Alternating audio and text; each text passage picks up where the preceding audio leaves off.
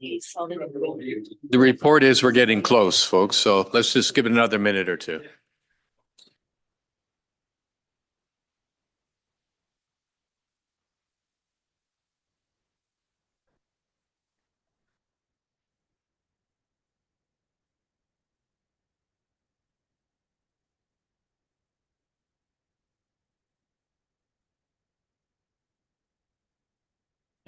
Okay, folks, I understand we're live. Yes. So we'll pick up where we left off. I had just advised that we had a couple of submissions through the planning website, email address. We did that one as well. Consent, and we'll do it again just in case. Today's meeting is being live streamed and recorded on the Township Muskoka Lakes website and YouTube channel. By participating in the open public meeting today, you are consenting to your image, voice, and comments being recorded and posted online. There is no supplementary agenda, and I just asked committee if there's any pecuniary interest on the topics we're covering today. Seeing none, let me start off. So today we are going to be taken through a report that is mostly informational, dealing with updates to our comprehensive zoning bylaw based on numerous factors, but principally driven by the fact that we have a new OP in place. Committee will recall that we blessed a procedure for this, a process, and we struck a community-based steering committee. And I'm very pleased to report that we had some very high-quality people on that committee. And I want to recognize the ones who came from the public. There were 5 of them, and I'll start with Chair Barb Bridgman, who steered us through the 6 meetings we ended up having. Barb is here today. We also had other citizens, Al Moran, who's also here, Frank Potto, Terry Ledger, and Sean Donaldson. And so those were our public or participants from the community, and some of them, they were all excellent, all participated extensively. I would give a special nod to Ms. Ledger and Mr. Donaldson because they went away, did some drawings for us to help us through some conceptual issues we were dealing with. So the net of that is there's been an awful lot of thought and work have gone into what you're going to see today and presented by our feelers consultant, Mr. McDonald. And so let me stop there. And Bryce, I think you want to introduce this. If you can start with an introduction, we will follow by Nick taking us through Mr. McDonald, I should say, taking us through his report. And this is a public meeting, so there may be people from the public who wish to speak, and we will do that after Mr. McDonald. And as is usual, because it's a public meeting, any public person participating will have 5 minutes. Over to you. Well, thank you, Chair Bosenworth, and good afternoon, members of committee. I've prepared a detailed report for you that provides an overview of progress to date on the Township's comprehensive zoning bylaw update. This project is driven by legislative requirements of the Planning Act, requiring the Township to update its comprehensive zoning bylaw within 3 years of a new official plan coming into effect. The Township's new official plan has been approved by District Council, as you're aware, and it is acknowledged that numerous policies are currently under appeal. Importantly, however, it is noted that unappealed policies are in effect. The project is also driven by the Township's emphasis on continuous improvement. It represents an opportunity to consider numerous technical amendments to the zoning bylaw that aim to make it work better for the community and stem from staff's experience working with the document on a daily basis. The update is currently in phase 2 of a 5-phase work plan.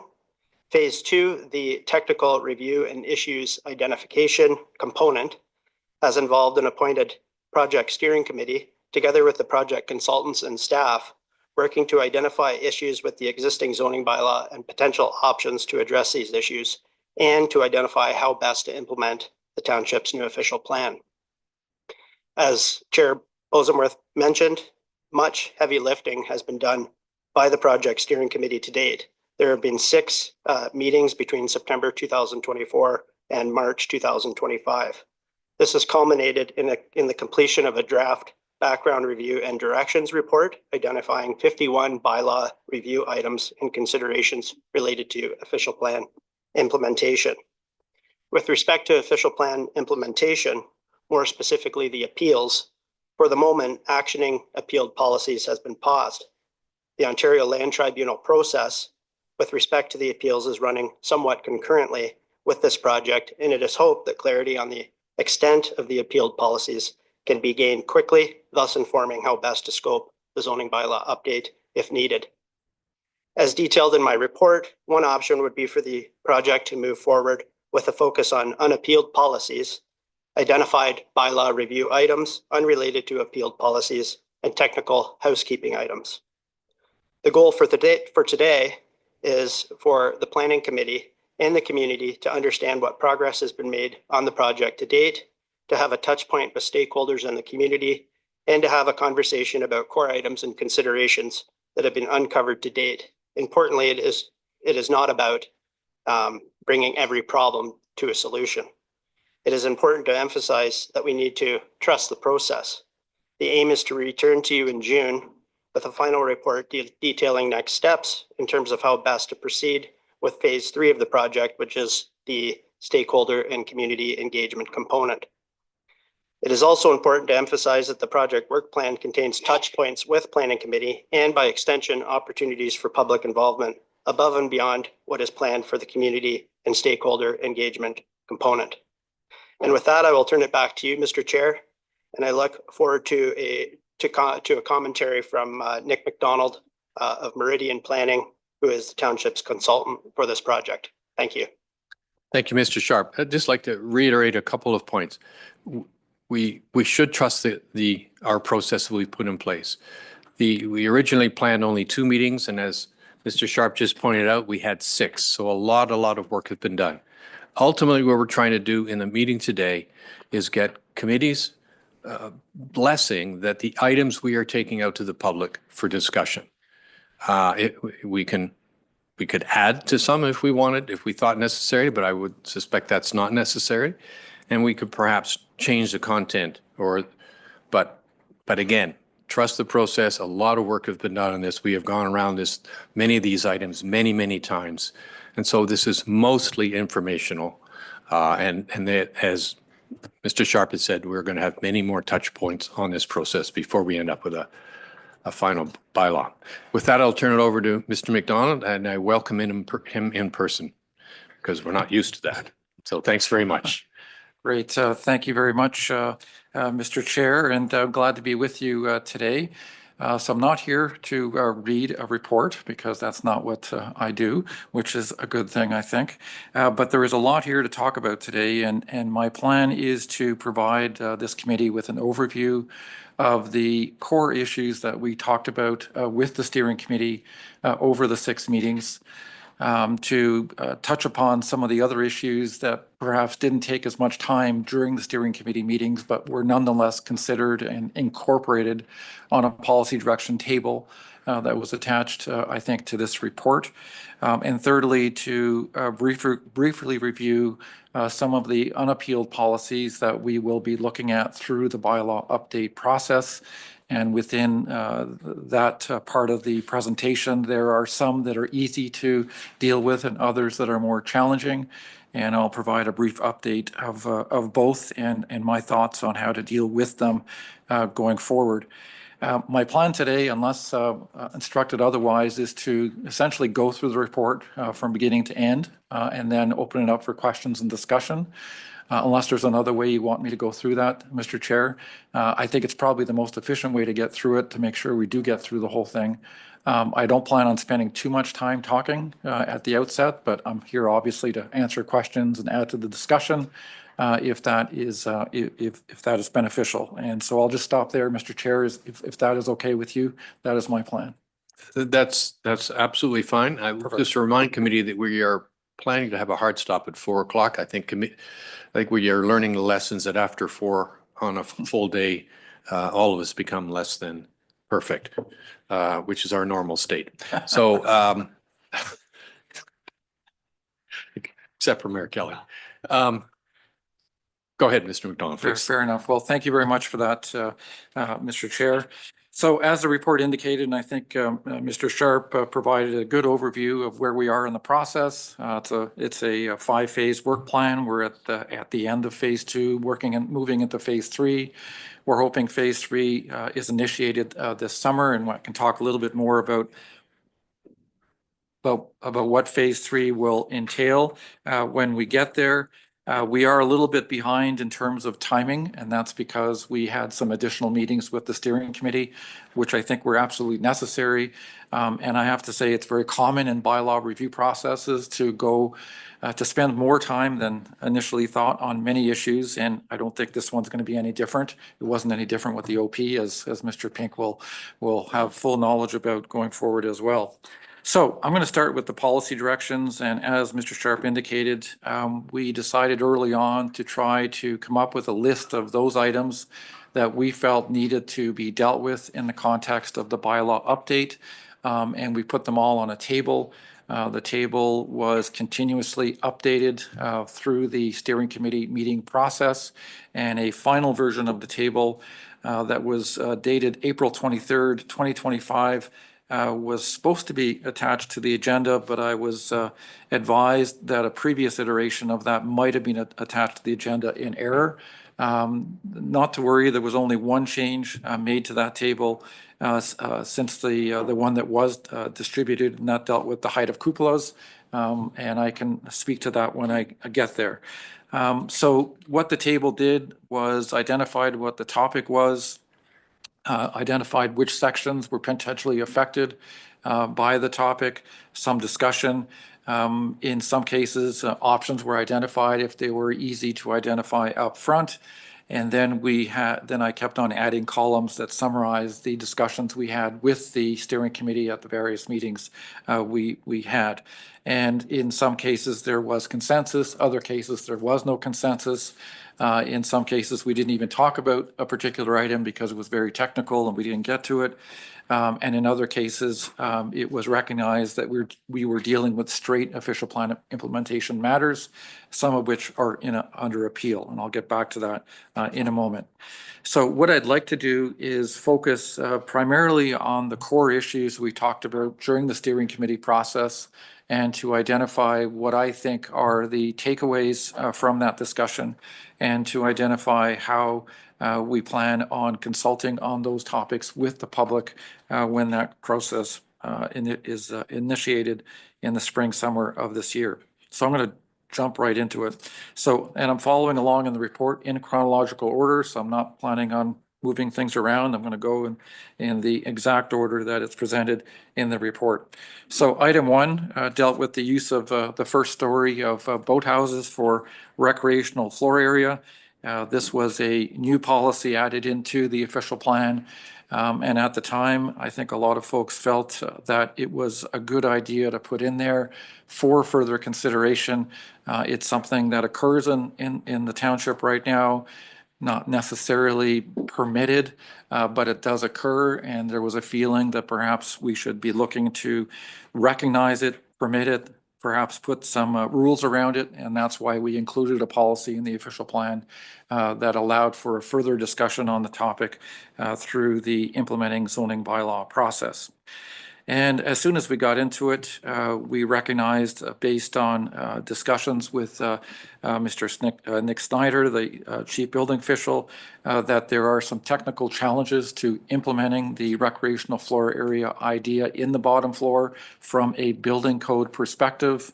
And Mr. Snyder is here and he can provide further details on that. But essentially, there is a need to provide fume-proof wall assemblies, and the need, of course, for the floor of the recreational floor area to be above the flood elevation, plus some additional amount for wave uprush, and that in my opinion, provides quite a few logistical challenges and creates a number of logistical challenges in terms of permitting this and considering this going forward. So it's something we came to understand through the bylaw process. It's not something we were aware of when we were preparing official plan policy, and perhaps it was a good thing. It would have been a good thing to have that information at the time, but it is what it is. Through the discussions and after that was presented to the steering committee, there was some discussion about perhaps incorporating some provisions in the bylaw that would regulate how much of the floor was open to below, or the opposite, how much was open to, how much was actually floor area. And we did have a number of drawings presented based on actual boathouse plans, and the range is roughly between 40 and 45%, acknowledging, of course, that that is a range and it doesn't take into account unique circumstances, bigger boats, that kind of thing. So that's something that was talked about going forward. So we do recognize there is significant interest in the topic, and we did have correspondence on this today as well. So we do propose to go to the public when we do that in the spring, fall, to provide an overview of what the official plan says on recreational floor area, identify the limitations implementing this policy from a Ontario Building Code perspective, and to identify options which will include not proceeding at all with permitting recreational floor area, and amending the official plan to remove the permission, or including a new definition of recreational floor area and standards on recreational floor area in the zoning bylaw, and permit as of right, with the main standard being percent of first story that is open to water below. Or lastly, include a new definition of recreational floor area and new standards, but don't permit as of right, meaning that someone would have to apply and go through a site-specific process to permit it, where all kinds of site-specific considerations would be dealt with in the context of an application. So those are the options that we're proposing to present when we go to the public. I know there's been some discussion about, Mr. Snyder's opinion with respect to the Ontario Building Code, and how his opinion is different and how it relates to how a zoning bylaw works and is implemented on the ground. Zoning bylaws are intended to establish permissions and identify what regulations apply to the permission that is granted on a particular property, but it does not supersede the Ontario Building Code and how the building code is interpreted by your chief building official. Those are two separate things. So we could permit recreational floor area and say it's something that can happen, but the Ontario Building Code will still supersede that permission in a way, and there will be requirements under that code that we can't predict or overturn through a zoning bylaw. So just wanted to put that out there. Item number 2, use of second story of boathouses for habitable purposes. We did have some brief discussions on that through the steering committee process. The discussion was really about the need to ensure that there is appropriate access to the second floor during the time of flooding events. There wasn't much discussion on it, as I mentioned, but it is important because we will be incorporating provisions in the bylaw that essentially requires some type of access that is above the flood elevation. And that, of course, will change in some cases the character of a property, the look of a property, but it is something that we're required to do in order to implement both the official plan and to ensure consistency with the provincial planning statement, which does not permit habitable floor space in floodplains. We're not proposing to specifically present options in the future at future public consultation events. However, there will be a time when an actual draft bylaw and an amendment is presented to the public, and folks will actually see how we're planning on implementing that provision going forward. So that's when that will occur. I also note that the district is reviewing their own floodplain policies, and there may be changes that come out of that process that do have an impact on how we implement this particular issue in the zoning bylaw. Item number 3 dealt with swimming pools and hot tub standards. While both swimming pools and hot tubs were on the list, we focused primarily on hot tubs. Swimming pools are currently permitted beyond 66 feet from the high water mark. With hot tubs, they're currently permitted, not permitted on docks or boathouses, but they are permitted on sun decks wherever they are permitted on a property. There have been concerns raised about hot tubs and their impacts on the character of waterfront properties, and also concerns have been expressed about the discharge from hot tubs and what impacts they have on water quality and on the lake in general. Through discussions with the committee, there was a general consensus that hot tubs should be subject to zoning bylaw requirements on structures. So in other words, they should be considered a structure, and all requirements that apply to structures on a property would also apply to hot tubs. But there was also quite a bit of discussion on whether the hot tub should no longer be permitted within 50 feet of the high water mark. So it would be an absolute prohibition on hot tubs, and whether they should be prohibited outright. So the idea going forward, when we initiate public consultation, is to propose that as an idea and to get public feedback on whether that's something that is supportable. Item 4, sport courts and recreational services. Quite a bit of discussion on this as well. Very technical issue, but the permission for sport courts and recreational surfaces was introduced in the zoning bylaw in 2019 through a housekeeping amendment, and a number of provisions were included within the bylaw that dealt with it. The resultant setback requirement is the current 61 meter, 200-foot setback from high water mark, and previously the setback was 66 feet.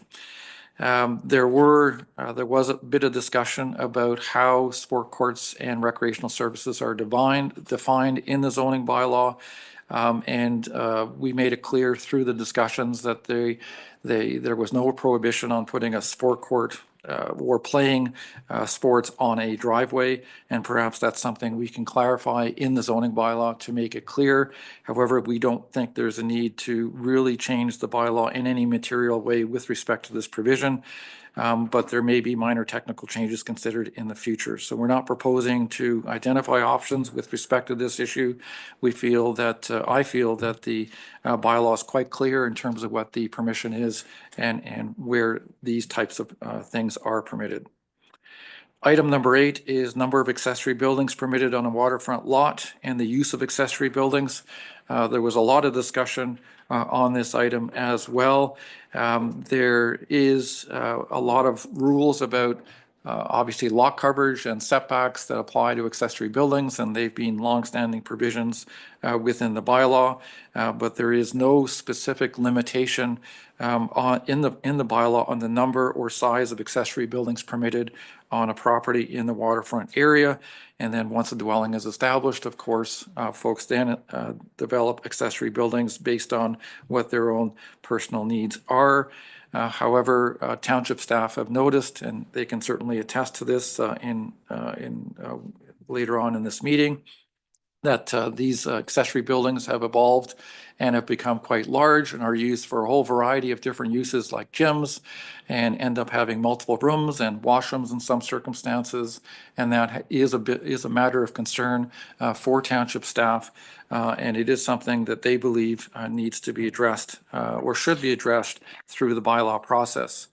This isn't the first time this came up through a bylaw amendment process, and in 2021, a very well-written report was prepared and presented to Planning Committee on this particular issue, and a number of options were identified at that time with respect to accessory buildings, and they included restricting the number of permitted accessory buildings on a lot to 2, with this restriction obviously not applying to boathouses, sleeping cabins, attached garages, privies, pump houses, saunas, and gazebos. The second option was retaining the existing permission of permitting 2 of the 3 of the following structures within the front yard, and those are gazebos, saunas, and pump houses. And then if an additional sauna, pump house, or a gazebo was proposed beyond the front yard setback, they would be included in the limitation of 2 per lot. Thirdly, capping the maximum permitted floor area for permitted accessory buildings to about 1,000 square feet. unless other provisions of the zoning bylaw, such as lot coverage, are more onerous. So you wouldn't get the 1,000 square feet if you were above your lot coverage, for example. And then fourthly, limiting the height permitted two accessory buildings to a single story, except if a sleeping cabin was proposed over an permitted detached garage where 2 stories would be permitted. And in that regard, a maximum height of 25 feet was also proposed. So the report, as I mentioned, was quite well done. But Planning Committee decided not to proceed with updating the bylaw at that time, and it did not deal with accessory buildings. And here we are again in 2025 looking at the issue of accessory buildings once again. So I wanted to provide that history because it's not a new issue for the township. And I guess the reason there is a concern about accessory buildings, it's not only the use of the buildings themselves, but it's the impact of having multiple accessory buildings on the character of a waterfront lot, the impact of the property, I guess, of the view of the property from the lake, and of course, additional site alteration and modification occurs the more buildings you have on a property. So those are all concerns that lead to there being a need, in my opinion, to look at this issue. So with the steering committee, there was a lot of discussion on this item. So some of the same ideas were discussed, and they're at the bottom of my page 6. Again, capping the number of permitted accessory buildings, capping the permitted floor area, prohibiting windows in any building not containing habitable floor area, prohibiting pump houses and standalone saunas in the first 50 feet. So that's taking away a permission. Permitting only 1-story land-based accessory buildings if there is a 2-story boathouse on a property. Only permitting accessory buildings behind the main building regardless of location. So if the main building was 100 feet away from the water, then buildings could only be 100 feet away from the water as well. They could not be in front. Pre-identifying what an accessory building can be used for, such as a gym or for recreational purposes, and then relating the maximum number of accessory buildings permitted to the size of the lot. So the bigger the lot is, the more buildings you can have on your property. And as I mentioned in the steering committee meetings, a number of urban municipalities do that and currently restrict accessory buildings in that manner. So even though we had a lot of discussion on these items, there was no real consensus on, I guess, what to do with the options that were presented. They were all discounted for a variety of reasons, primarily, in my view, because they would restrict long-standing permissions in the township if they were implemented. However, there was a discussion at the steering committee about what to do with the 2 of the 3 building permission in the first, I guess the within the waterfront area. So right now there is a permission for a gazebo in that area, 200 square feet. There's a permission for a sauna, and there's also a permission for a pump house, and you can have 2 of 3 of those in the front yard. And the bylaw currently permits 2 or 3 of them on any lot, not exceeding 15 feet in height and separated by the same distance. It was agreed this permission should not be changed. And the permitted location of gazebos was reviewed, and it was agreed again that this was a cornerstone provision in the zoning bylaw, and gazebos on waterfront areas are part of the iconic Muskoka look. So there was a desire to retain that permission. And I guess in the end, there was general consensus that the above permission should remain as is. But there was some consensus at the steering committee that a new restriction of a maximum of 3 accessory buildings could be considered between 66 feet and 200 feet based on the idea that it would provide some control over the number of accessory buildings permitted on a property. So that was, I guess, a consensus that we reached, and this will be presented to the public as an idea when we proceed to consultation in the summer. I do think, however, that the very good ideas identified in the township staff report in 2021 should also be added to the list of items presented to the public for their consideration. Again, really just to gauge what the public's thinking is on adding additional restrictions on accessory buildings on waterfront properties. I should mention as well, and I was going to mention this later, but I know I'm going through a lot of options and a lot of technical details related to each.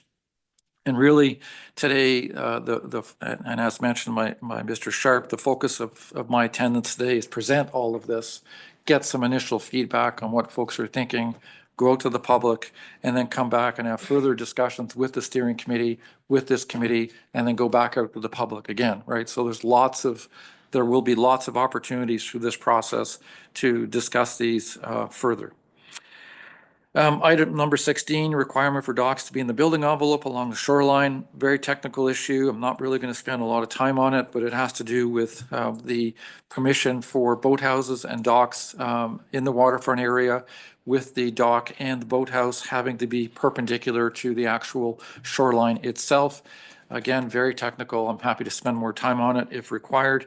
But we are going to look at a few options, but it's going to require a bit of time and thinking on our part in terms of what those options look like.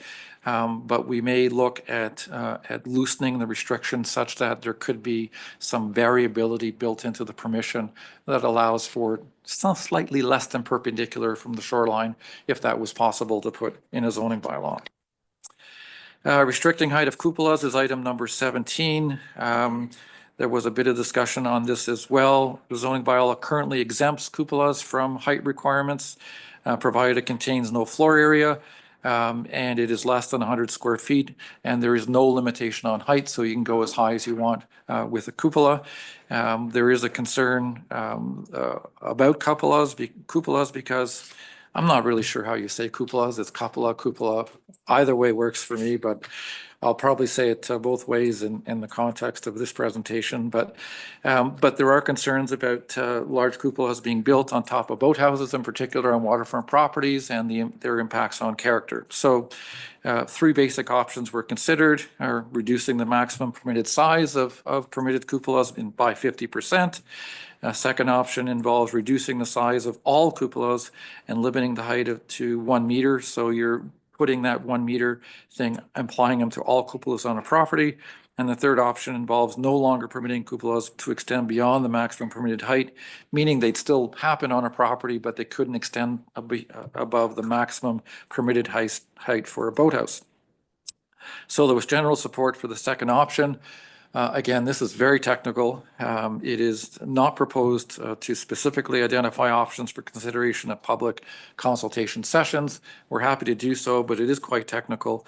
And we will do a further review of the issue to determine potential solutions and come back to this committee with a recommendation. Item number 19, height of boathouses on Category 1 lakes. Again, a very technical issue, and it relates to how one-story boathouses are designed and are permitted on properties, and how one-story boathouses, in some cases, even though they're 1 story, actually look like a 2-story boathouse from a massing perspective. So the maximum permitted height for a 2-story boathouse is 25 feet, and for a single-story boathouse is 16 feet. So a lot of boathouses are being built with open to below areas within the boathouse itself. So there's no floor, but the boathouse is higher, and it's still a single-story boathouse as a consequence. And again, that has been proven a bit of a challenge to township staff. And there are concerns about 1-story boathouses looking like a 2-story boathouse, having significant impacts on the built form on waterfront properties and the character of those waterfront properties going forward. So at the end of the day, the boathouse provisions in your zoning bylaw are very technical. They're very detailed. They're probably the most detailed I've seen based on the bylaws I reviewed. But there were a number of options discussed at these meetings.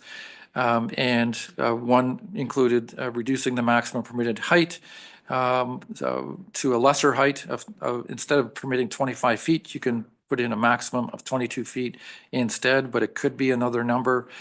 We would require potentially any boathouse with a height of 16 feet or greater be set back 45 feet, which is the same setback for a 2-story boathouse. limiting the floor area of any second story to 2/3 of the floor area of the first story. And on that particular topic, a number of drawings were presented to the steering committee that demonstrated how this would look and how the boathouse character would change as a consequence. And then lastly, reducing the maximum width of the second story portion from 13% to 11% to reflect the 2/3 maximum that was discussed. None of those really get at the issue of the concern relating to the massing and the built form of single-story boathouses, but they do provide some additional restrictions and perhaps controls that perhaps could minimize and mitigate some of the impacts of larger single-story boathouses. So in my discussions with Township staff, we're all kind of still thinking about this issue. We're not really sure what options would make the most sense. And we think we need a little bit more time to look at those options and identify them after a more detailed technical review and come back to this planning committee to discuss that. So we're not proposing to go to the public with any detailed options at this time because we don't really have detailed options that we feel merit going to the public, but it is something that is in the back of our heads, and we will be coming back to this committee with some options in the future. So item 51 is the last item from the policy direction table that I'll be talking about, and it deals with front yard setbacks and height for legal non-complying buildings in waterfront areas. And this is the grandfathering provisions that apply in those areas. So prior to 1998, the required setback from the high water mark was 10.6 meters or 35 feet. That was increased in 1998 to 50 feet, and then it was increased in 2005 to 66 feet. So every time you move the setback away from the shoreline area, you're going to catch a lot of buildings that were built before the bylaws were changed or before the bylaw was actually enacted in the township. And of course, that creates all kinds of circumstances of legal noncompliance and legal nonconformity that has to be dealt with. And how this bylaw deals with it is that it basically says if your building is within 35 feet of the waterfront and you want to expand it, well, you can't. You need to get specific permission through a minor variance for that or a rezoning, but you could rebuild on the same footprint if that's what you want to do. If you're between the 35 and 50 feet, there is an interesting provision in the bylaw that allows for the replacement of the building plus 20% and the replacement of the building with a height that is 120% of the height of the existing building.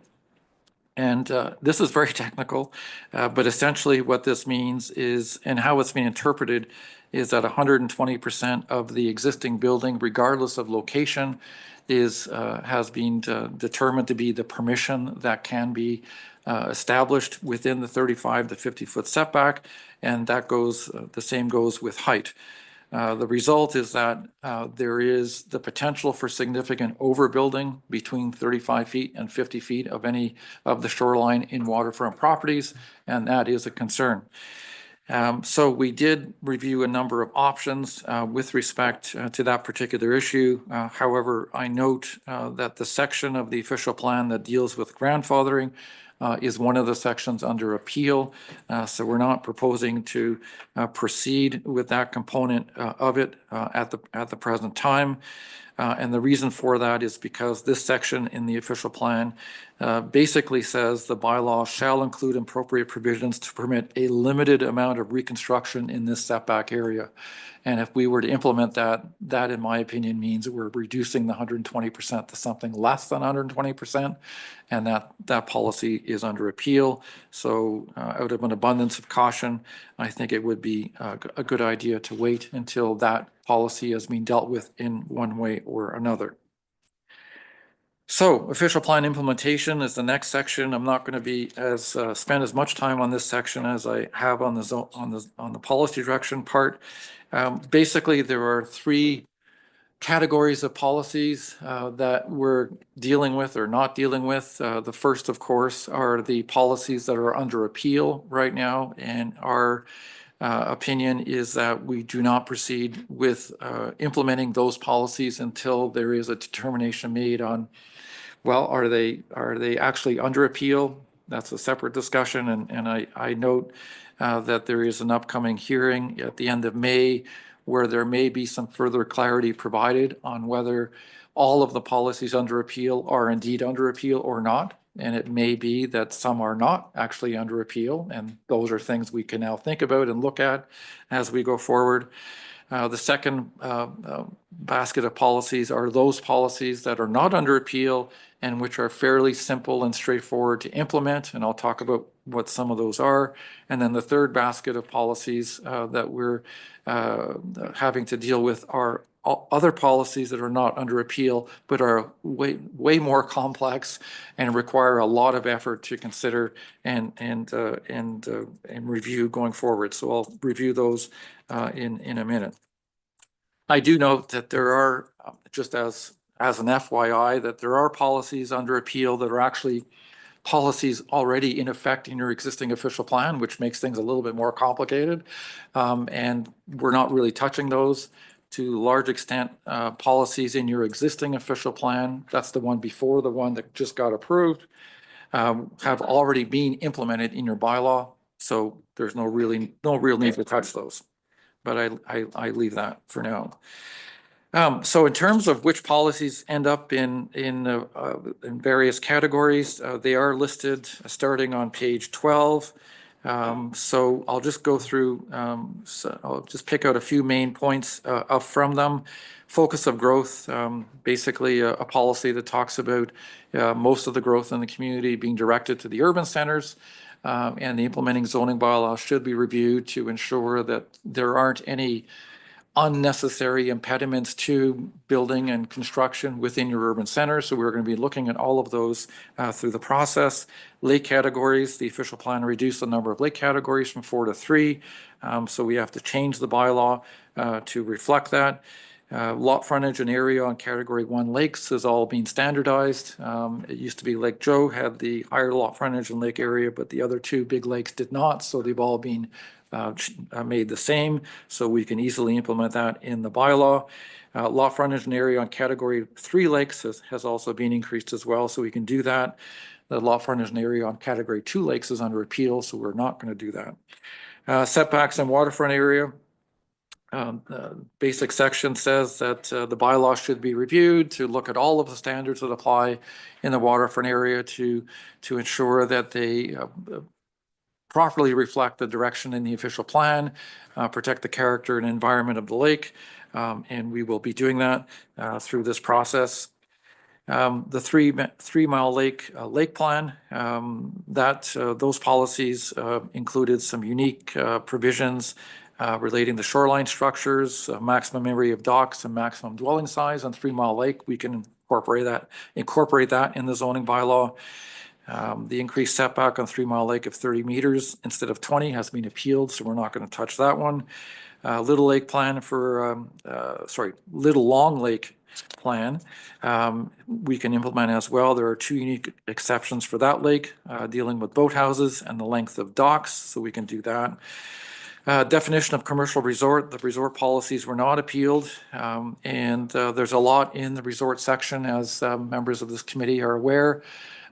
Some of which we can implement through zoning. So we're going to be looking very carefully at how resort and all other definitions related to a commercial resort are defined in the bylaw to see if they need to be updated and further tweaked to ensure that the permissions in the official plan or the policies in the official plan that require the resorts be commercial are fully implemented in the bylaw. And that relates to the turnover of occupants in the commercial resort as well. So we're going to be looking at how we can implement those provisions in the bylaw in an appropriate manner. Parking in core commercial areas, I understand that's a perennial complaint in the township and a concern. So we are going to be looking at parking rates in the core areas and make some recommendations for this committee's consideration going forward. Community area boundaries, the boundary of one community area was reduced through the official plan process, so we can make that change quite easily in the zoning bylaw. Affordable housing, the official plan essentially directs that the zoning bylaw look at all zoning standards to determine what standards should be updated to encourage additional affordable housing in the community. We did spend some time on that with the steering committee, and some ideas were presented that relate to reducing minimum required yards, increasing maximum permitted lot coverage, reducing parking requirements. Those kinds of things will be looked at through the process as well. Additional dwelling units, the province now mandates that every property that has a permission for residential or low density residential have a permission for 2 additional units on a property. So we will be implementing that through the bylaw. The official plan also extends this permission to rural areas and community areas as well that are not on services, but not to the waterfront area. And we will be looking at adding provisions into the bylaw to permit those additional units subject to appropriate restrictions.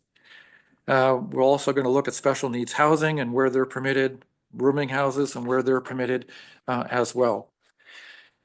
The more challenging policies that require some implementations through the bylaw include lot creation on lakes requiring causation studies. Typically, it is the official plan that controls where lots can be created, but in this municipality, a very specific zone was created some time ago. It's the WR4 zone, and that zone essentially recognizes lots, lot frontages and areas as they exist at the time anything is happening on that particular property. And that's how the township has historically restricted lot creation on lakes in the township. So lakes that require causation studies include 3 Mile Lake, Bruce Lake, Clark Pond, Lake Muskoka, Boyd Bay in particular, Leonard Lake and Stewart Lake. And we would then have to make sure that all of those lakes have the WR4 zone around it. But because the zoning bylaw is dated, the WR4 zone currently applies to a number of other lakes in the township that don't require causation studies. So it's a bit detailed, and it's something that we're going to have to look at going forward. And options we'll look at are whether we just take the WR4 zone off those other lakes and replace it with other zones. Do we leave it as is? So that's something we need to think about, and it will require some time. However, as the district does, they're also reviewing their lake system health policy framework as well. There may be changes on how the policies are intended to be implemented. There may be changes as well in terms of how lakes get identified and then taken off the list for needing causation studies. So something to keep in mind. Density of commercial resort development. So there's a section in the official plan that basically directs the bylaw to look at the existing provisions that apply to commercial resorts. Commercial resorts are currently permitted in 12 separate zones in your bylaw, and there are very unique provisions that apply to very specific zones. And quite frankly, I'm not sure I understand the rationale completely of where the provisions came from and how they were developed and derived. And it means that for us to have that fulsome understanding, we have to go look at every resort property, look at exactly what's on that property, calculate densities, calculate coverages, and figure out whether the provisions that are in the bylaw right now are still appropriate. So that's something that is going to take some time. Rural area designation. So the rural area designation is divided into multiple zones in accordance with the previous official plan. So the previous official plan actually included a number of different character areas in the township, and within each character area, there were either prohibitions on development or permissions for development, and those permissions differed based on the character area, with the main distinction being lot area and lot frontage. Previous character area 1 was divided into OS1 and OS2. OS1 was your crown zone, so crown land. So we're not going to worry about that. But then the OS2 zone was private areas or privately owned lands that didn't have public road access, and they were all zoned OS2. The character area concept was not carried forward into the new official plan, so we're going to have to look at the OS2 zone to see if it's still necessary. And I should note, if we get rid of the OS2 zone and replace it with something else, it doesn't mean development will automatically happen. There are other rules that apply, specifically requiring public road access and so on. So it doesn't mean that these areas will change overnight. Minimum lot areas in the rural areas. So through the official plan process, we established one standardized set of rules for new lots going forward. So that means we're going to have to look at the RU1 zone and RU2 zones and determine whether we need to combine them or create a new super zone to implement the new provision. Residential clusters, these are areas where there is a cluster of development, but they're not settlement areas. We're going to have to look at those areas and ensure that the proper zoning is applied to those clusters in accordance with the official plan. Local community areas, these are Bent River, Oswater, Ufford, 3 Mile Lake, and others. This was a new land use designation we created in the official plan. And some of the lands in this designation are already zoned appropriately to implement that designation. But there are many areas that are not zoned in accordance with the official plan that we'll need to look at. Local agricultural area designation, that's a new designation that we'll need to implement. And then community area land use designations. So in the previous official plan, community areas were just identified on a schedule, and you had to look at the zoning bylaw to figure out what you can do in those areas. The new official plan actually divided the community areas into separate designations that we now have to make sure are properly implemented in the zoning bylaw. That is going to require some time, and we will be coming back to this committee with a further discussion on it. I'm not going to get into the options on page 17 of my report, but there are a lot of things we need to consider as we implement these new designations. Development adjacent to waste disposal sites. There's a policy in the official plan that restricts development within open and closed waste disposal sites. The policy is quite onerous. And it's something that we will need some time to consider and review. And a number of options are presented on page 18. They may require some discussions with the district to figure out how we implement a policy that is quite onerous in terms of having impact on development within 500 meters of these sites. Last one on the list is flood hazards and shoreline structures. And as you know, and I was present at the district council meeting or planning committee meeting last week, and there was a big presentation about the up-to-date mapping on the GeoHub site. So we do have floodplain mapping that requires implementation in the township zoning bylaw. That's a pretty big mapping exercise and something we need to really carefully look at to make sure we're getting it right. And then once we get it in the bylaw, we have to figure out how to account for minor variations in the information and data and site-specific data that may go into making a determination about where a flood line is on the property. In terms of next steps, as mentioned, I guess the immediate next step is coming back in June to have a further discussion based on the outcome of this meeting and based on the outcome of the hearing that is being held, I believe, on May 26th regarding the official plan appeals.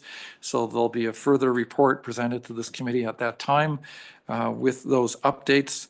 And if it is determined at that time that we are going to the public, and I hope that's the case, we propose to have focused virtual meetings with stakeholders to obtain their views on the work completed to date.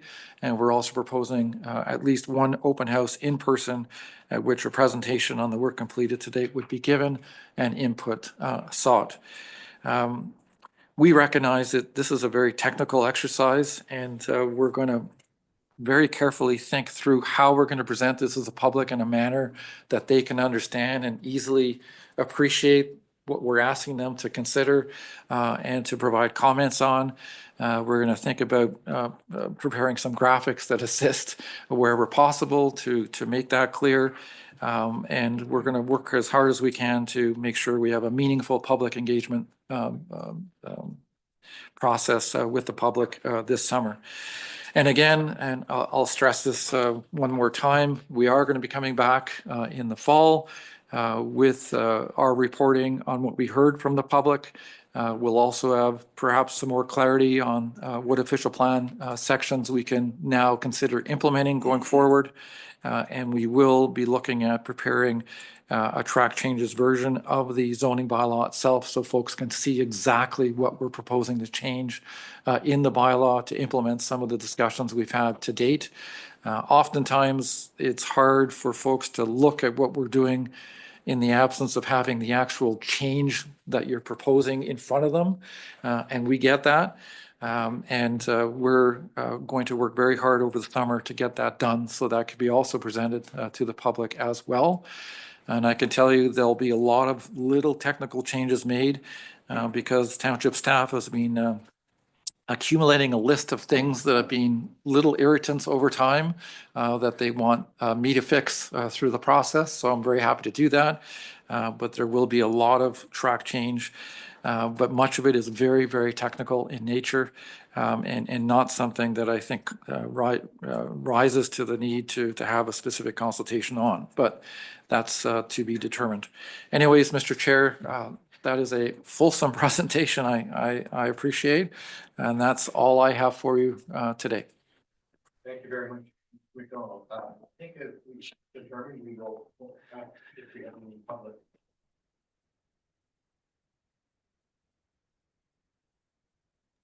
Volume. Sorry. We're now going to move to any public interest people who would like to speak. And we probably have one in the room, I think, Ms. Brown. And do we have any in the waiting or anybody else in the room? Mr. McDonald or Donaldson, thank you. You can be second. And we'll see if there's any out in the online waiting room. Good afternoon, Ms. Brown. If you start with your name and address, and you have 5 minutes. Good afternoon.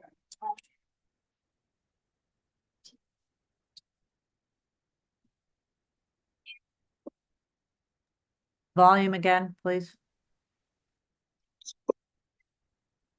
Good afternoon. Alexander Brown, 3864 Highway 118 West, Port Carling, Ontario. I am here representing myself and our Muskoka. Dear Chair Bosworth and members of the Planning Committee, regarding the comprehensive zoning bylaw update that we are here all today talking about. Until the appeals to the official plan have been resolved, it is premature to begin public discussions related to a zoning bylaw review and update. The outcome of the appeal remains uncertain. What is certain, however, is our willingness to intermediation to resolve the appealed policies as quickly as possible, so the zoning bylaw update may proceed. Through the appeal process, the township has been unwilling to enter into mediation with us. Given the considerable impacts on the timing of the new bylaw, it's amazing to me that the township would not be willing to mediate to advance an updated zoning bylaw that they so desperately want. It is no coincidence that the highlighted items list from Meridian report from pages 3 to 10 is very important to our Muskoka. After reviewing the Meridian report, our Muskoka is having difficulty understanding why the township is taking such great efforts to restrict the use of properties through additional zoning and controls. The Meridian report says it's Nick McDonald's opinion that the township should not permit recreational floor area in the boathouse's bottom floor due to the need for fume-proof wall assemblies and flood elevation requirements. However, a design professional explained that the Ontario Building Code mandates fume barriers only between garages and dwelling units, which involves sleeping accommodations. Since the lower level is not intended for sleeping, the requirement for a fume barrier to us is unnecessary. Moreover, the space services an open area for viewing the waterfront, not for overnight stays. Flooding typically occurs in spring, not during the summer when these spaces would be in use. As a planning committee, we hope you recognize the value of allowing gathering spaces in waterfront properties. If you choose not to, what happens to the hundreds that exist out in our township?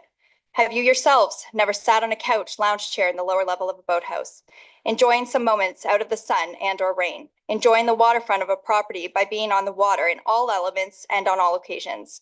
There needs to be a balance between allowance and the use of this space. What makes Muskoka so great? There has got to be a better answer out there than simply not allowing it. The community spoke during the official plan review process, wanting recreational floor area in the lower level of the boathouse. We do not believe there are planning issues with permitting small sitting areas on the dock level of a boathouse. Highlighted items number 2, use of the second story of the boathouse for a habitable purpose. Do you want to see more bridges and site alteration to have the flood elevation depict how property owners access the second story? What happens to island properties when accessing their properties altogether over the floodplain? How will you have all the existing boathouses that have a second story habitable space come into compliance? What happens with flat lots? Highlighted item number 8, number of accessory buildings permitted on a waterfront lot and the use of accessory buildings. We believe that when this goes to the public, that the comments that were received in 2021 should also be considered. What did the public say at that time?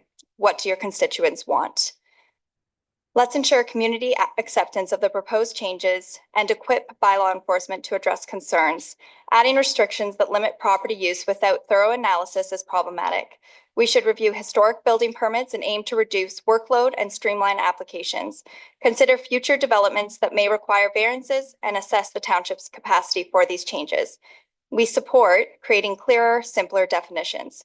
We wish you luck as you discuss these policy points further. Your direction and decisions will impact the future of our community. We would be happy to discuss any of our points further. Thank you for reviewing our comments. Thanks. Thank you very much. Mr. Donaldson. Before you start, I want to let you know that I publicly said that we were in great appreciation for your contribution on the steering committee. Thank you. The extra efforts you put in and the content you brought were very useful. Great. Thanks, Rob. You start with your name and address and you got 5 minutes. So Sean Donaldson, 3687 Highway 118 West.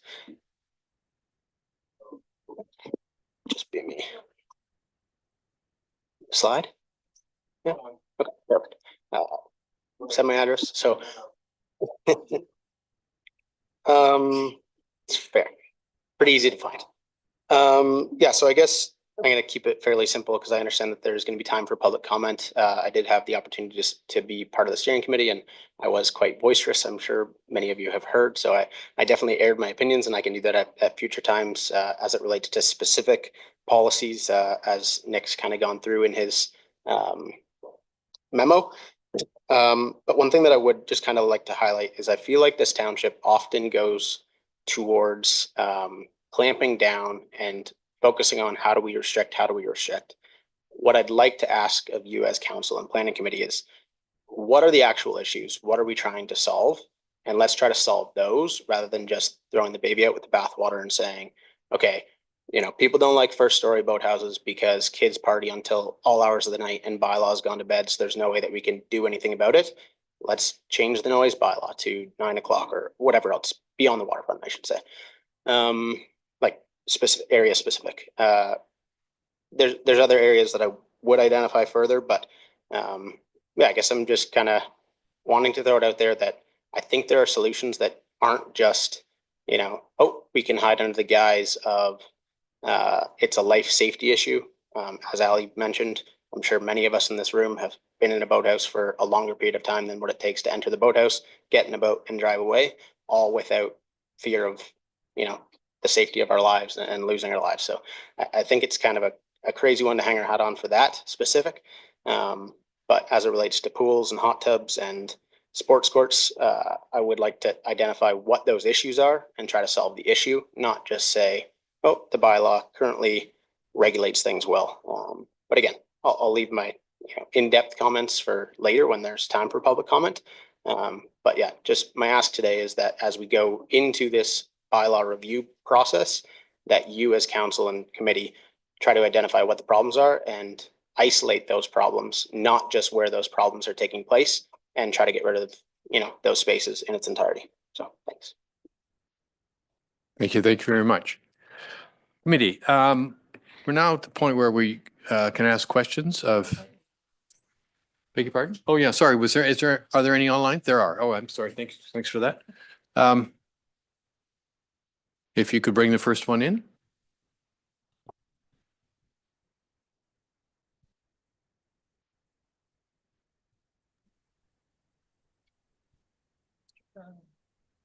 Good afternoon. Good afternoon, Mr. Chairman and members of committee. Thank you for the opportunity to speak today. My name is Adam Brown. I have a letter on file. I'm a lawyer that is here on behalf of a number of property owners who have sort of asked me a while ago to get involved in this, which I didn't really think there was a need when your OP was going forward, and it relates solely to the issue of recreational space on the main floor of a boathouse. And at that time, when I saw that you went through a 4-year process, and I've read all your reports and the minutes, it made sense to me, and I never really understood what the issue was, but it made sense to me to allow recreational space on the main floor of boathouses. I've been in boathouses throughout many lakes in Muskoka and other areas where it makes sense to have covered areas to get out of the sun. It makes sense that you walk from your boat and might have an area where you can sit and lounge and not be on the upper deck exposed to the sun. So it all made sense.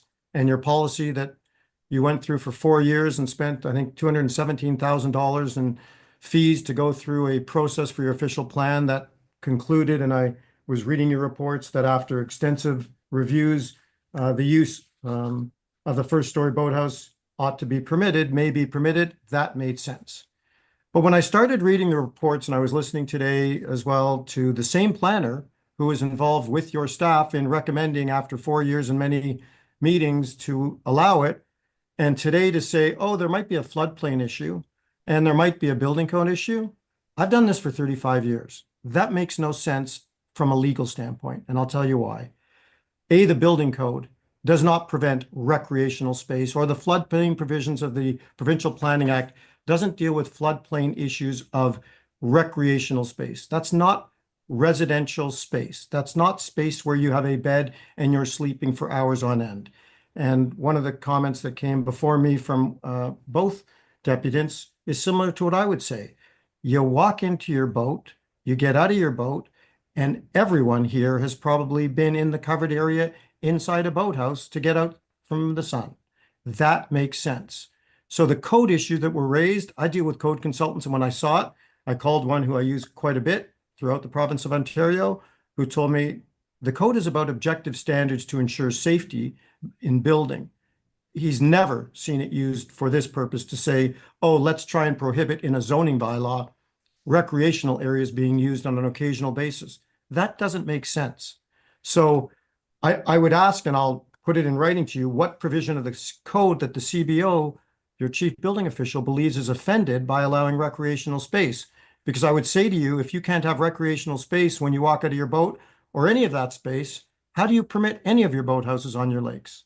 Again, it doesn't make sense. I'm trying to be very practical about my presentation to you, because the people that I advised previously, I said, what you did originally by allowing recreational space on the main floor of boathouses, that makes sense. These reports, they don't make sense. To say, just kidding, we reviewed it for 4 years, but now we have another issue that came up about the code and floodplains, I would say to you, that's not a basis for all of a sudden suggesting that you might go back and amend your OP again after a 4-year process. So I would hope that I brought some light to what I would say is a very sensible solution that you follow, which is to allow the main floor areas of boathouses to have recreational space to get out of the sun. You've made it very specific in your OP that it can't be residential space. And that's what I would put to you are the issues of code in the event you had sleeping quarters on the main floor. But you don't. It's recreational space, not sleeping quarters. So it's not habitable space in the way of a bedroom. And that's why your OP didn't allow it when you went through that 4-year process. And I would urge you on behalf of many cottage owners in the area not to go backwards and do something that I would say to you doesn't make sense. You have so many provisions that limit dock width, that limit the height of the boathouse, that limit the depth of the boathouse, the location of the boathouse, and it makes sense. I understand it. But then to say, oh, now you happen to have a covered area and you shouldn't be able to use it for recreational space to get out of the sun, again, doesn't make sense. And I'd be happy to answer any questions. And I really thank you for the opportunity to speak, and thank you for all the efforts you and your committees are putting into this process.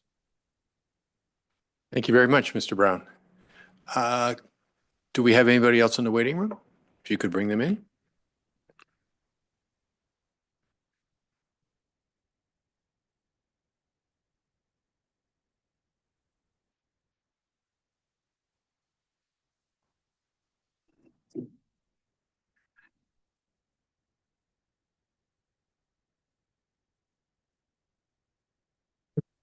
Good afternoon, Mr. Chair, members of the committee. My name is Mark Kemmerer.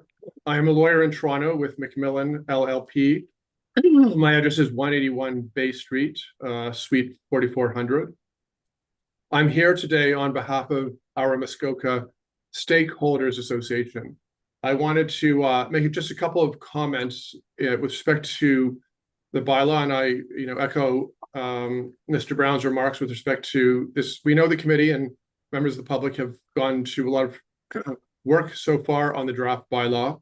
On behalf of my client, however, I'm going to suggest that a draft bylaw, whether it be piecemeal or in a comprehensive form, at this point, it's premature.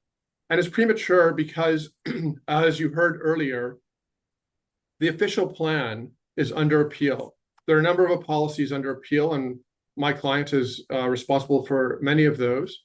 And my client, it's the hope, of course, of my client that through mediation and the issues are scoped or certainly significantly reduced before an Ontario Land Tribunal hearing on this. But given the amount of policies under appeal, it makes no sense that a draft bylaw be brought forward at this time. And I want to be very clear that with respect to Mr. Sharp's comments on the motion that is coming up later in May, that is a motion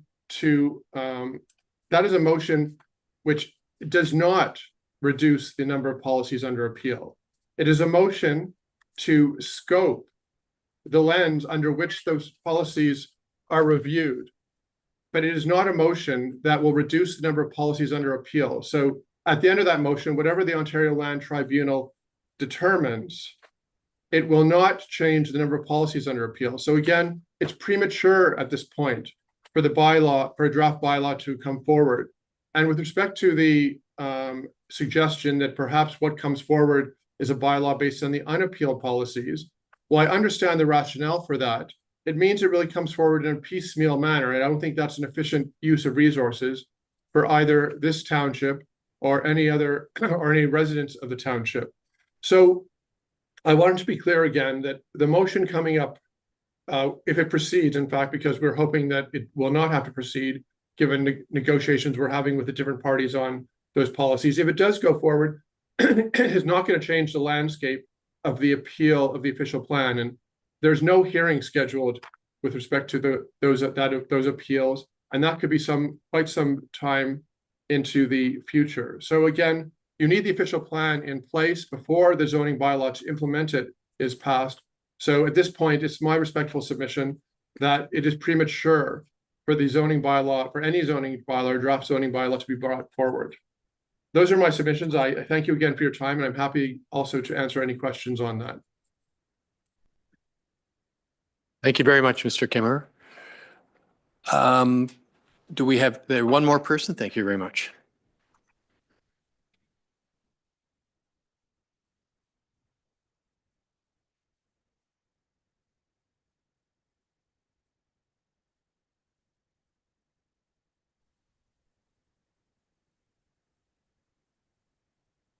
Hello, everybody. Good afternoon, sir. If you could start with your name and address, and you have 5 minutes. My name is Jason Sift, 1080 Woodruff Road. It's Jason, sorry. No problem. Bacteria POC 1HO. I'm not going to comment too much today on the appeal. Others already have commented a lot, but I am going to say throughout past meetings, councils repeatedly emphasized the importance of public input.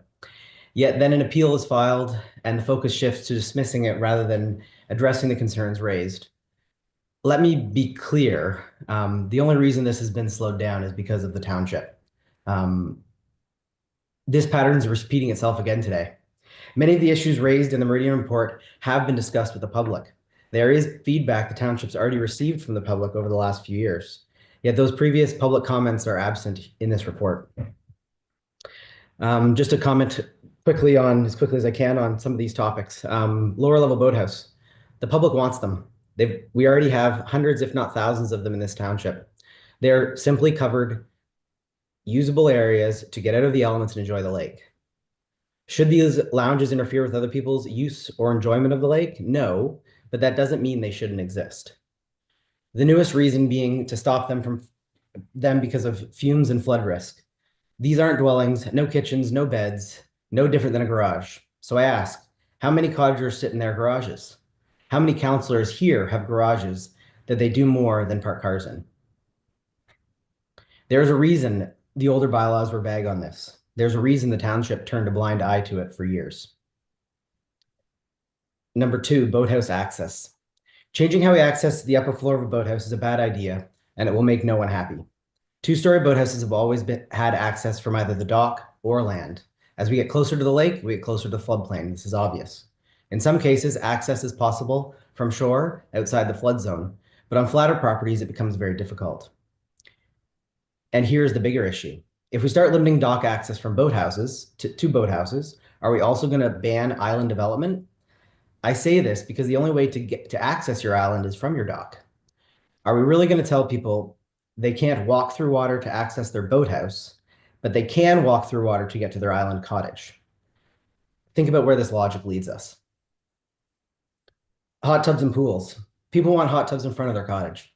For almost 10 months of the year, our lakes are cold. Hot tubs and now pools extend how we enjoy Muskoka outdoors. This should be a win for the township. Hot tubs and pools actually pull people away from the dock and concentrate them around the cottage. Let's focus on the real issue, discharge of water waste. Keeping the existing setback rules, but adding wording about water treatment and discharge. That's what we should focus on. Sports court. Item number 4. The 200-foot rule came in to stop tennis courts being right on the waterfront, which made sense. But now we're classifying nearly any surface as a sports court.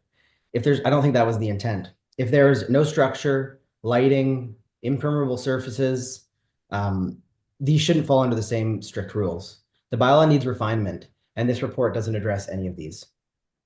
Accessory buildings, number 8. In 2021, the public told you loud and clear, we want accessory buildings and we don't want the rules changed.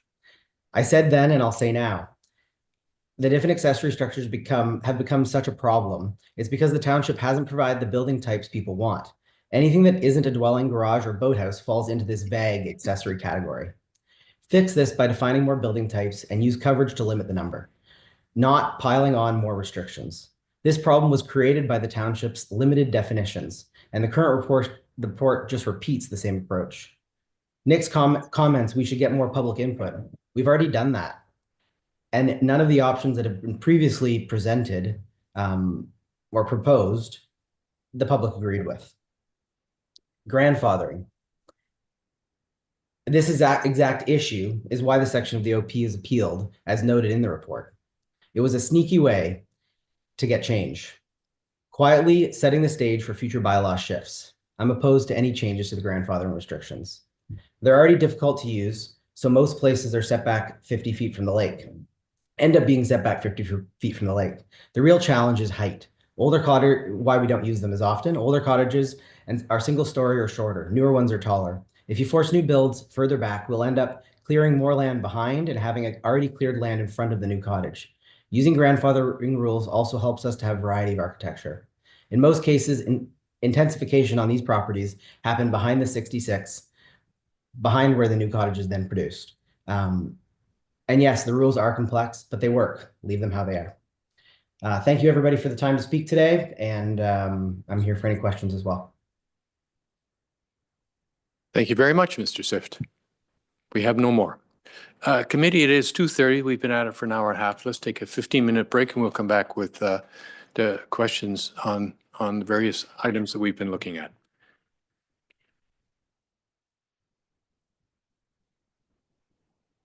We'll be back at 1:45.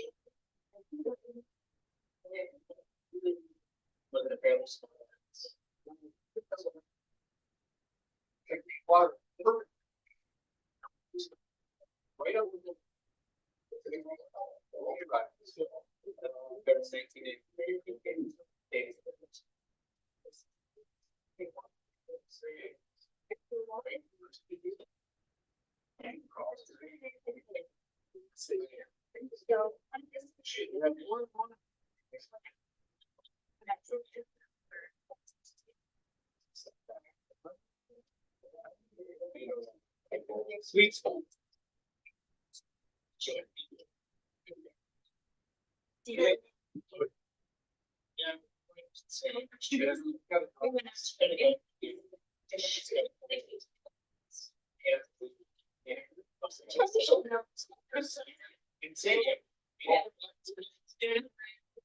Ones that we can shake apart.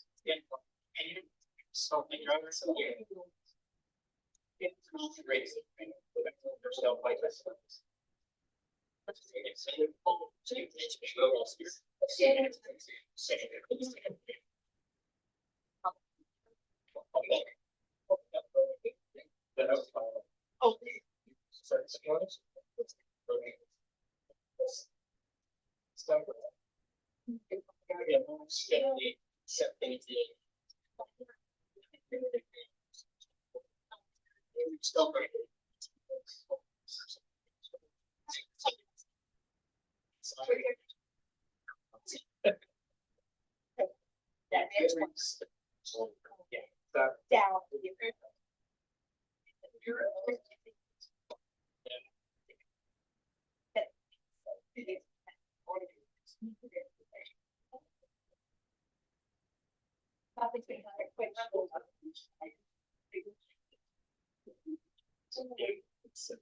Safety gloves.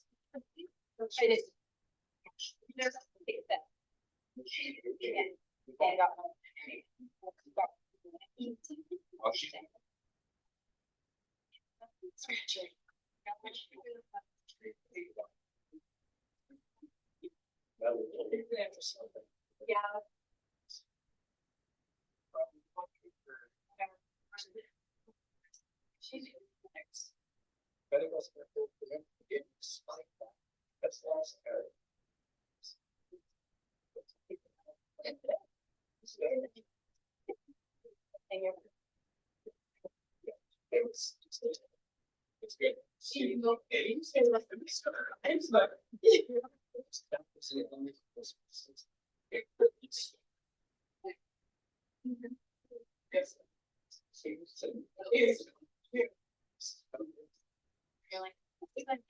Binder.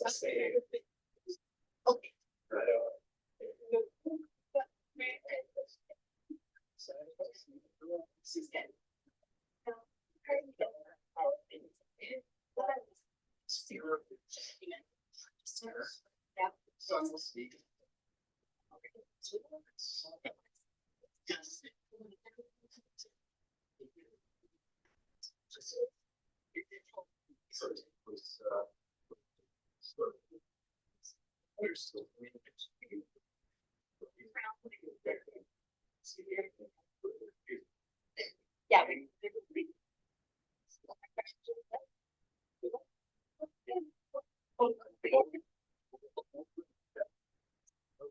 It's already off the district.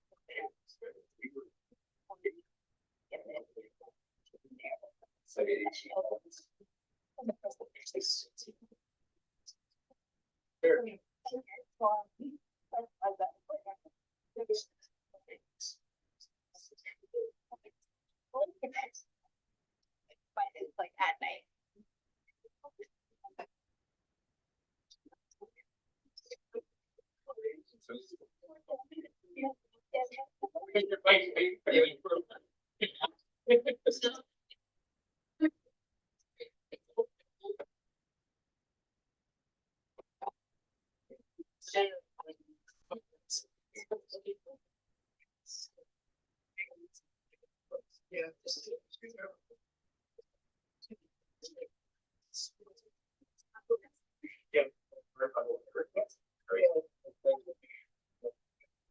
Yeah.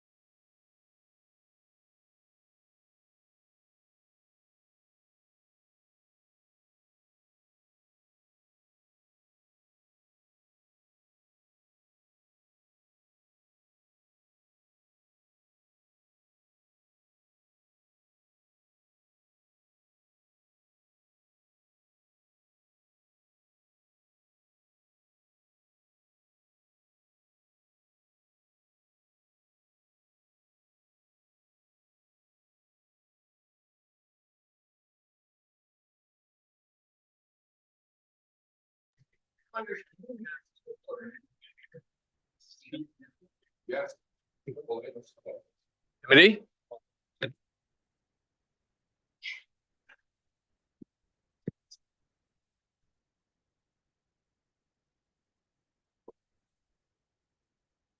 Councillor Burry?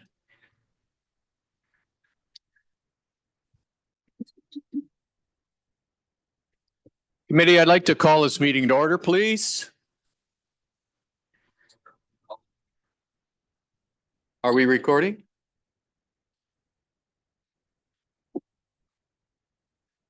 Are we recording now? Are we live? Okay, good. All right, let's calling this back to order. Committee, I think to make this meeting flow as quickly as possible or as easily as possible, I'm going to read the resolution so that we don't have to separate debate and questions. And then what I'm going to do, open up for some top level questions about the overall process. And then I would suggest finding out if anybody is interested in discussing any of the items that Mr. McDonald went through. So he went through quite a number, and we can go through them in order, or we'll just go through the ones where people have questions. So let me start by reading the resolution to get us along that. Moved by Councillor Mazin, seconded by Councillor Edwards. Be it resolved that the draft background review and directions report (bracket memorandum) prepared by Meridian Planning Consultants, Inc., and dated April 23rd, 2025, be received for information purposes, and that Planning Committee provide any feedback to the Manager of Planning by May 23rd, 2025, to facilitate its finalization at Planning Committee on June 12th, 2025. And remember that what we are doing here is assessing whether we have the correct items to be taken forward for public consultations, and whether we have the options, the correct options for those policies to be asked of for public input. And we are informed, and we just got to make sure that we agree with Mr. McDonald's recommendations and hasn't missed anything or included things that we don't like. So let me just start. So remember, first we'll do this top level, questions not specific to any one of the items. And I think Councillor Mazin had mentioned to me that she wanted to talk. I'll let her go first, then Councillor Zavis and Mayor Kelly. Thank you, and through you. And I will start with the broad, but I might have to use some specific examples just to illustrate the question. First of all, I want to thank everybody who has been involved in this. Clearly, a tremendous amount of thought and detail has gone into these. And that I think was, as I was listening and having gone through the last term in the OP process, one of the things that was, this is a comment more so than a question, but I will get to it, is that sometimes we didn't spend as much time thinking about other areas in the township. And so the question I have from a process standpoint, as I was reading some of the items that are not included in the policy directions or that would be going out for public comment, there were some where I feel like there are members of our community who may not have, who will be impacted perhaps by some of the changes in their comprehensive zoning bylaw that may not have that same organized approach to solicit their impact until perhaps it's at the end of the thing. So specific examples, if I may, as I was listening and I was reading the report again, I was thinking about on page 15, the discussion on rural properties. Well, there's discussion here about the possibility of completely changing some of the zoning. And I feel like that's the type of thing that we have people in that setting that that would probably benefit from us asking the question and packaging it in an appropriate way to put some kind of a policy direction out for them to respond or react to. Other example that, as I was listening to you today, that came up was the density of commercial resort development, which is on page 15 as well. And I think you alluded to the fact that that's going to be quite a process. And my recollection of the resort discussion at the last, when we were doing the OP, was it was at the end of that discussion when many of the smaller resort operators really got engaged and there was a bit of frustration. Just that, you know, they're busy trying to manage their business and their life and pay their bills. And this has a potential to have a huge impact on them. So in a similar manner, I just think we owe it to that part of the community. I suspect there's others. I mean, the natural one that I landed on, and this will be my last point of the same question. We have heard loud and clear that there's a housing crisis. I just think that the topic of housing as a whole is addressed in here. But I think it's incumbent upon us also to have a packaged approach and understood that, hey, have we got this right when we talk about something called affordable housing within the township? And are there considerations that need to be made? And the last comment, this may be my question mark. I didn't notice staff housing in here as a specific policy.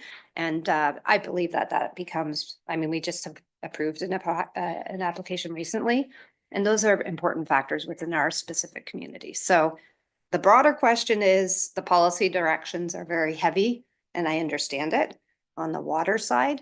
And I think it's important that we just consider the other members of our community and how do we do things in a packaged way, and perhaps that was already considered. Maybe there's a phase 2 to the public. Thank you. Mr. McDonald.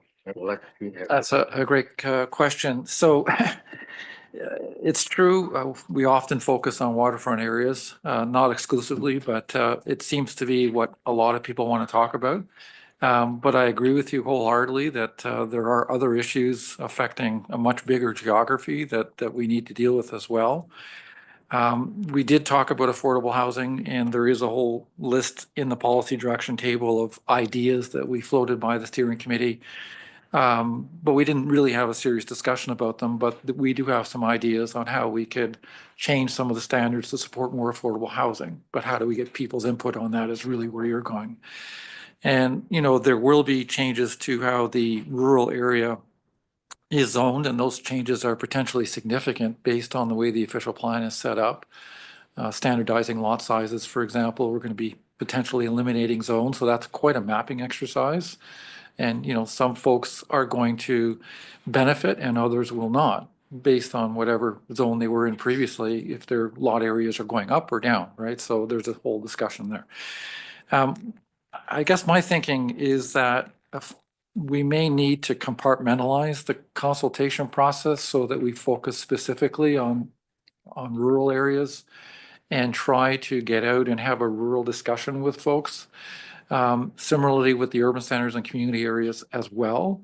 It may take a little bit more time for us to be ready for that because we have to do a lot of mapping and analysis to basically present something and say, hey, here's what the implication of the official plan is in terms of the zoning bylaw mapping, the standards that apply. And it may be that we focus on waterfront in the summer, I'm just throwing it out, and then we focus more on the rural and other areas through the fall. Just thinking out loud about the resources required to sort of look at all the mapping and figure out exactly what we're going to present. But when we come back for the June 12th meeting, we'll have further ideas on that, and we can have a more fulsome discussion on how we plan on doing it and get committee support on our approach going forward. But those are good questions. Thank you very much. Councillor Zatz. Thank you, and through you. So I would like to first say, I do believe that the committee is a really great cross-section of public staff and certainly elected officials. So I thank everyone, certainly Nick, for where we are today. I guess my question would be to Bryce, and that would be as the architect of this document and obviously your recommendation, Bryce. That last line reads that you are looking for feedback from us to facilitate its finalization at Planning Committee on June the 12th. And you'd like that by May 23rd when we have the specter of the OLT hearing. And so, you know, not to throw the baby out with the bathwater, but I wonder if I could hear from you that linkage to the leverage of these pieces that come together while I'm going to be giving you input on the 23rd, and yet what happens on the 26th could predicate some activity from the township, one might think, here we have lawyers coming to us, speaking to us. So I just wonder if you could speak to that interplay about, maybe it's just a timing thing, I don't know, but you use the word finalization. This thing seems anything but finalized. Thank you. Mr. Sharp. Through you, Chair, and it's a great question, and it may be a difficult one to answer, but it is largely a timing thing. I think the motion before the OLT, and I don't want to get into the details, but it is an important, I think, decision point with respect to where this project goes next. And I think, between now and when we return to you in June, we'll have a better idea of where we stand in terms of how we scope this project if needed. And I think it'll provide some clarity with respect to what the summer of 2025 will look like in terms of our community and stakeholder engagement. And we're already hearing from Councillor Mazan and from Mr. McDonald that there may be a need in this circumstance to broaden our horizons with respect to phase 3 in order to capture some of the community interests out there in our rural areas, our communities, urban centers. Thank you. Mayor Kelly. Thank you, and through you, I'm not going to start the way everyone else did. There's a tremendous amount of work that's gone into this. I'm thrilled to see the caliber and the quality of the work, and it's from a lot of different groups, people who joined to work with the working group, from outside of staff, our staff members. As always, Nick, a terrific presentation and a great way to pull it all together. So I thank everybody for that. And I have really just a simple question, and it comes to timing and it comes to process. I kind of got lost in the timing on taking these matters to the public. And I guess the simple question is there a possibility that what happens, I forget the date, May 26th? Is there a possibility that could delay going to the public because issues that you haven't already considered may suddenly come to your lap, essentially? Mr. McDonald. That's a good question, and perhaps the director may want to comment on this as well. So we don't know what's going to happen on May 26th. So it's pretty hard to speculate, but let's say, for example, there are policies that were under appeal, but are magically not under appeal any longer. Well, those are new things we need to think about and talk about, and we haven't had those discussions with the steering committee. So that has an impact on overall timing. So I'm not sure there. We do, I think, want to do something this summer with the public, particularly in the waterfront areas, because that's when folks are up here. So it's important to focus on that as best as we can, recognizing that there are some other significant issues we need to deal with that will need to probably happen in the fall. So June 12th is going to come very quickly, and I'm not sure how we're going to all pull it together. I'm thinking about that right now. But it may be that June 12th is too early. I'm just going to throw that out there, maybe late June. I'm just thinking. But we do have a lot to think about, and I really want to think about the rural area too, and how we bring those people in to the discussion, and the urban centers and the community areas too. And there's a bit of thought required. So I'm not sure that's the answer. I just don't know what the answer is yet, because we don't know what the scope of this is. At the end of the day, I also wanted to make it clear, and perhaps there may be a misimpression out there, we're not preparing a new bylaw. We're amending the existing bylaw. So the township has all kinds of options in terms of how it does that. It can do a mini amendment to deal with specific burning issues. It could do a broader amendment. It can do amendments that are specific to geography. There's all kinds of ways that this can be accomplished in a manner that satisfies all interests too, right? So a little different than the OP. The OP was like, we're writing a whole thing. So that became very complicated on its own. We have more options with a bylaw amendment process than we do with preparing a new bylaw. Mr. Sharp. Through you, Chair, and thank you, Mayor, and thank you, Mr. McDonald. I think essentially what you're asking is, or looking for clarity on, is whether this project may need to be hived off or components of it owing to the appeals. And I don't want to sugarcoat it. That is a distinct, possibility, and that may be, what we're coming back to you with in June. And, you know, between now and then, we're going to be putting our minds to that. Thank you. Committee, do you have any sort of broad questions or comments? All right, so Councillor McIntyre. Thank you to you. There were two deponents that suggested that the matters be deferred pending the outcome of the appeal or the appeal process. And I would like to hear either you or Mr. McDonald to give your response to that request. I think we just had some response to that already, but I'll ask Mr. McDonald for. Ultimately, Depending it's sorry, ultimately, it's planning committee's decision on what to pause and what to proceed with in the end. What I can say is that there are a number of matters that township staff have identified that need to be addressed in the existing bylaw, regardless of the official plan change or whatever the official plan does or does or does not do. And those can proceed, in my opinion. And because we're doing a bylaw amendment, we can compartmentalize the process itself and focus on things we can do and leave the things we can't do till later, right? So I think there's a path there. I don't know exactly what the path looks like right now, and I think that's what the next report will do, and provide more clarity on, so we can have a more fulsome discussion then. Committee, any other sort of top level process questions?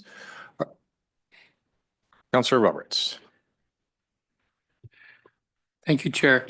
There's a lot of work to be done, as we've discussed here. I think it'd be the question I have, and maybe directed towards Mr. Sharp. In what month, and I'm thinking it's going to be late fall, would you come back to committee with any draft changes to the bylaw?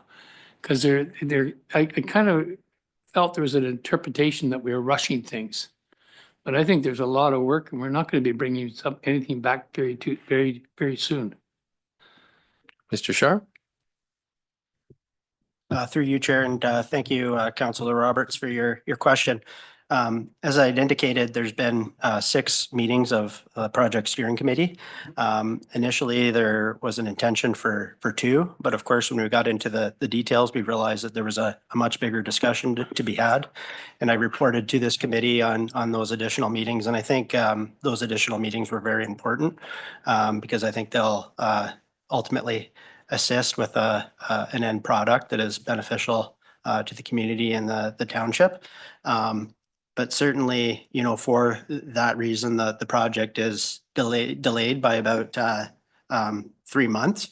I think we'd be better positioned to answer that question or lay out a revised work plan when we come back in June, is my thinking, and really peg down the timing of things.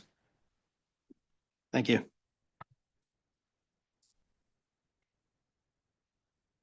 Committee? All right, seeing none. Now on the 8 major items that Mr. McDonald went through, starting on page, depending on whether it's just the standalone report, page 3, or the package that we've received online, page 10. From there on, there are 8 major items. The first one being use of first story of boathouse for recreational floor area. You know, I'm not going to go, I would like to go through the ones that you want me to go through. Otherwise, if we think Mr. McDonald has covered them in the way we'd like, have included all the ones we think we should have identified the various options we have for resolutions under each one, which is the options that we would put out for public input on. That's really what we're talking about. Councillor Zavitz. Yeah, thank you. And through you for clarity. Are these 8, is it my understanding that these 8 have been blessed by the committee and they're coming to us as a group so that it already carries their approval / recommendation? Well, I think as you heard, I'll try the answer and then turn to Ms. McDonald. This is, what you see here is result of the steering committee. We did not always agree. And so you sometimes see 3 or 4 options under any one possible revision. And that's, and frankly, I think many of them have more than one option. So I'll stop there. And Mr. McDonald, is there anything to add on that? I think all I can add is that there was some consensus in some cases on an option being, okay, that's a good option to go talk to the public about. But I think the steering committee process was all about having a fulsome discussion on what we could possibly do to address the issue that's been identified. And I think the results of that are pretty well laid out in the table and in my report. And so in terms of how we propose to talk to people and what we're putting on the table, those were discussed and there was agreement on that, I think. So that's about as far as we're going with that. Later, the steering committee will have a role in looking at assisting this committee in making recommendations, right? So that happens later. That hasn't happened yet. Councillor Zavitz, follow on? Supplemental. So to that end, is your number 1 on question number 2, the preferred selection by the group as a entity, or is it 2 of 8? Are these the first, these 8 first responses, the general group's first choice, second choice, third choice? Or you didn't jumble them up so that you're going to try to trick me into thinking number 3 is really number 1. So. Mr. McDonald? Sorry, can I just call point of order for 1 second? Yes. I think we're embarking on a very dangerous course right now. If we are going to discuss in any detail the content of the review rather than the approach of how we're going to socialize it with the public, we're essentially litigating the case in a public venue. No, the intent wasn't to have a discussion on to discuss what should be there. It's just did the steering committee address the right items? And do they have appropriate actions that were out there? We're not going to discuss any of these policies, the merits of the policy or anything. It's just, that's all been done by the comprehensive zoning bylaw or the comprehensive steering committee. And we're just saying, all right, look, here's the items that have come out of the OP. Here is the work of the zoning bylaw, the zoning steering committee, and the options that they think might be considered to addressing the new policies under the OP. Is that clear enough? Mr. McDonald, help me. No, I think that's absolutely correct. I think what you're seeing is a pretty accurate summary of all the comments and discussions we had. And I think it was pretty organic in terms of what people wanted to talk about. So you're seeing a pretty good recounting of that. And I, Chair Bosumwith was there at the meetings and he can attest to that as well. So. Mayor Kelly, does that address your concern? As long as we stay on the side of process. If we're getting into the discussion of how we've reached this conclusion, whether we support this conclusion, whether we'd like to try something different, we're off base. And I wasn't singling you, Councillor Zavitz. I was really concerned that that's where this seemed to be headed to me. No, that's Okay. not the intent. Then that's great. Thank you. Councillor Kent. Thank you. Just to follow up, because I'm a little confused by Mayor Kelly's comment. Let's use item 1 as an example. Is it not appropriate for me to be asking what the definition of recreational floor area includes? Like, is it bathrooms, main floors, other appliances, televisions? Or is that, you're saying that kind of discussion is not appropriate today, Mayor Kelly? Because when are we ever going to discuss that kind of stuff if it's not here? Or are you saying that our input on that is the committee that's going to make the decision and we don't get input on that? If we were making any comments or discussion that might be directing our approach to resolving these OLT things, we'd be doing it in closed session with our lawyer present. We're not, and we don't have them here.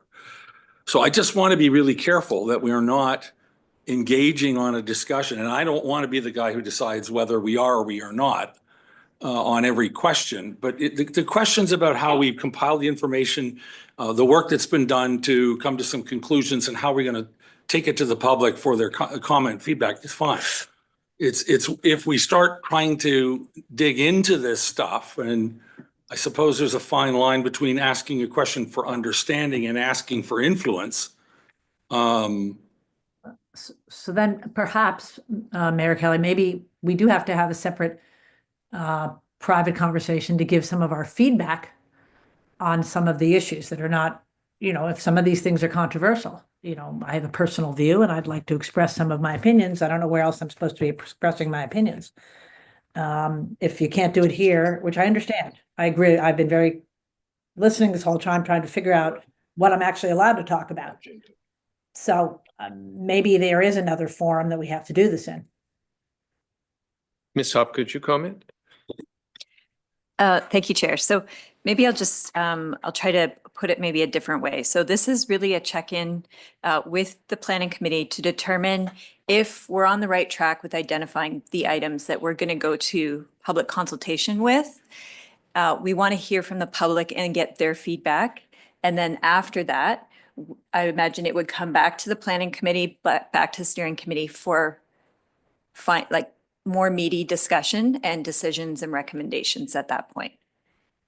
Is that, I think, Mr. McDonald, did I need to add anything else or no? Okay. No, that's correct. Thank you.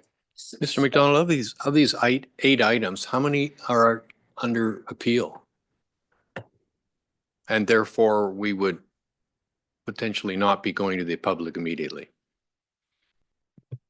The only one that jumps out at me is the grandfathering in the waterfront areas is that section is under appeal. So the plan is not to go to the public on that aspect. All other ones we would go forward with, recreational floor area, accessory buildings being the two that are top of mind, in my opinion, I think. And those will be meaty discussions. We could probably have a meeting just on accessory buildings, I'm sure. Can I? Councillor Kent?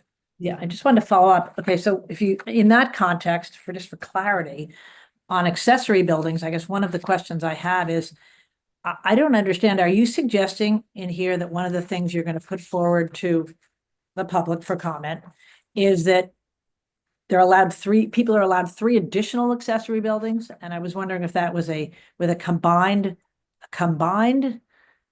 square footage of 1,000 square feet, or each individual building could be a 1,000 square feet. I'm not sure who's best. Mr. McDonald, let's start with you and then maybe Mr. Yep. Sharp. I can defer to Mr. Sharp because this came from his report. Perhaps I'll just defer to Mr. Sharp. because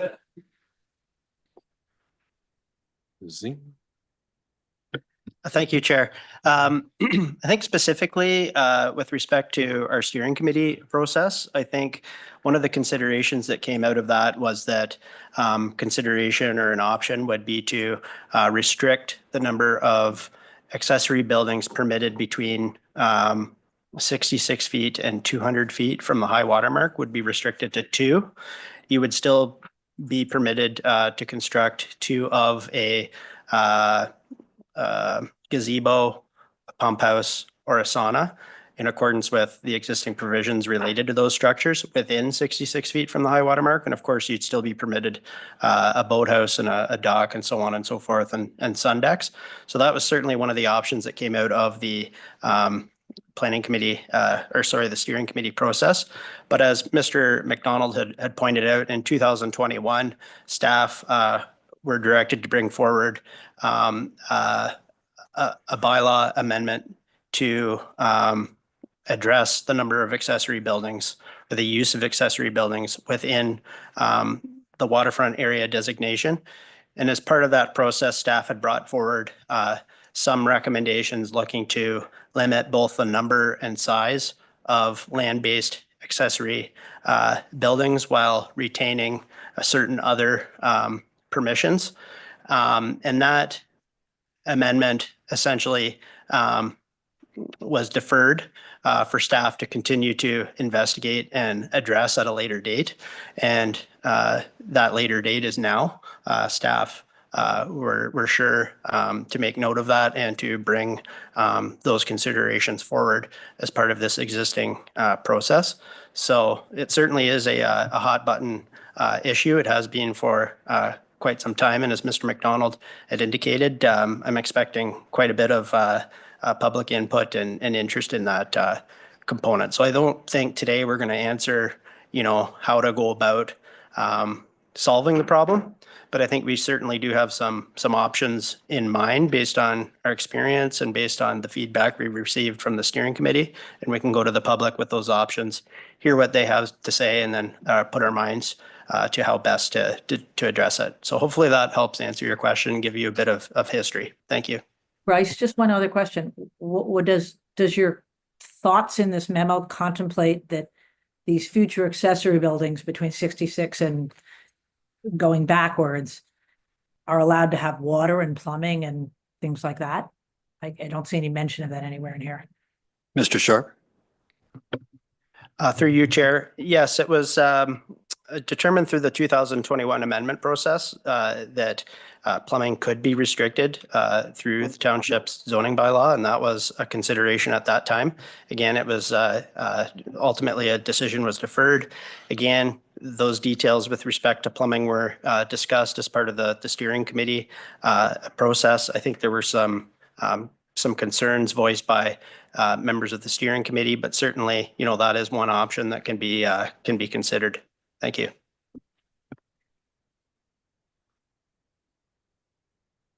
Committee, are there any specific other discussions you'd want to have on any of these other, I guess, 7 items? Because there's one item that's going to be deferred until we get an answer from the OLT.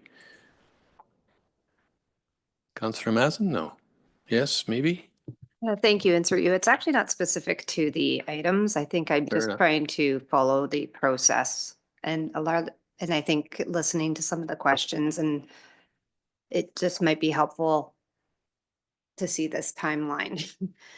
So we've received a lengthy tome of a summary of all the hard work that this committee has done.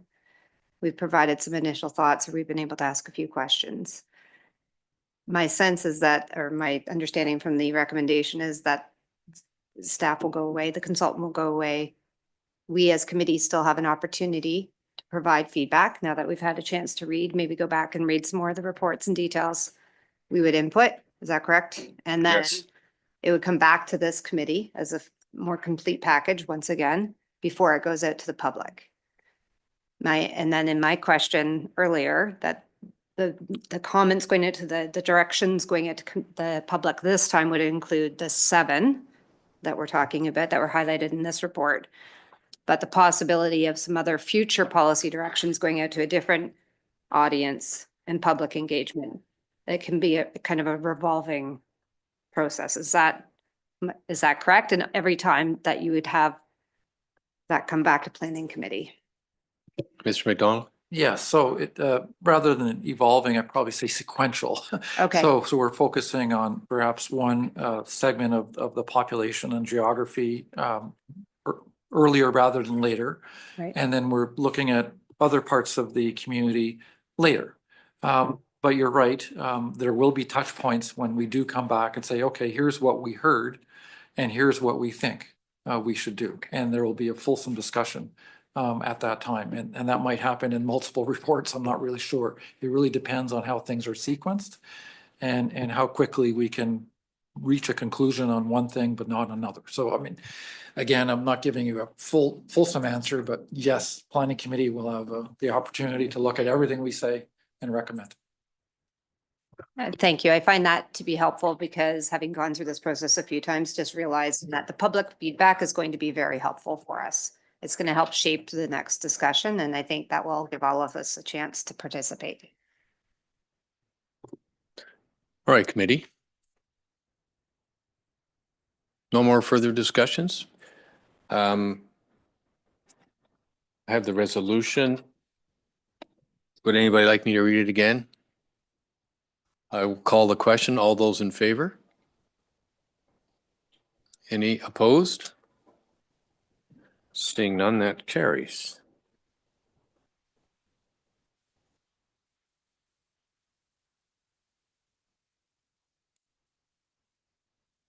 All right. We have one more resolution. This is a happy resolution. Moved by Councillor Kent, seconded by Councillor Zavitz. Be it resolved that the special planning committee meeting adjourn at 3:19 p.m. The next regular planning committee meeting will be held on Thursday, May the 15th, 2025 at 9 a.m. held via an electronically and in-person hybrid format from the council chambers, municipal offices in beautiful downtown Port Carlin. All those in favor? Opposed? Carried. Thank you very much, everyone. And for those who have come and visited our meeting today, thank you very much. It's really nice to have you here.